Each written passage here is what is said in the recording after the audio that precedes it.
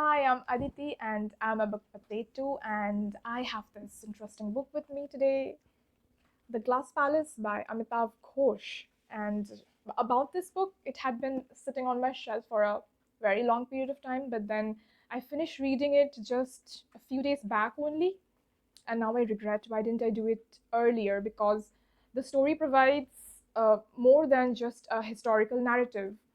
And the story basically revolves around this 11-year-old orphan boy called Rajkumar, who survives this an unknown fever which had spread into his village, but then he loses his whole family within a weeks of time.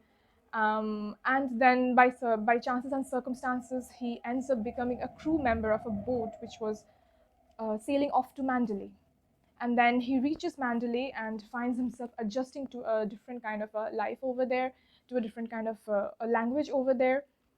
But then he finds himself a kind of a job of an errand boy in a food stall that was run by this lady called Macho. Burma back at that time was ruled by King Thibaw and Queen Supayalat, and they had their capital settled in Mandalay.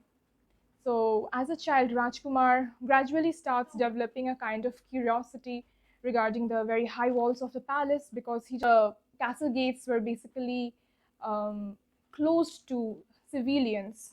But then, through varied stories of the locals, he starts developing curiosity because he keeps hearing about Queen Supayalat's beauty, and then her maids being a very beautiful woman of Burma. While in the year 1885, the royalties of Mandalay came to an end, and the British Empire colonized the whole of Burma.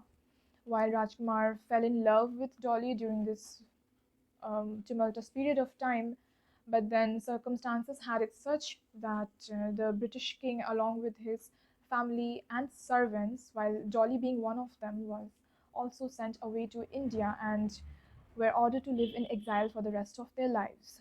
So this is how these two characters basically meet and then they separate.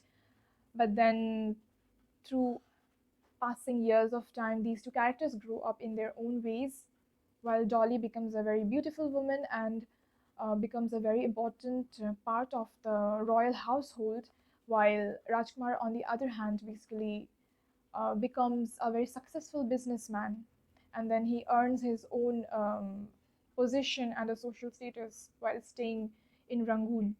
And from there, the story turns into a more of a family saga that simply passes on from one generation to the other and to the next one.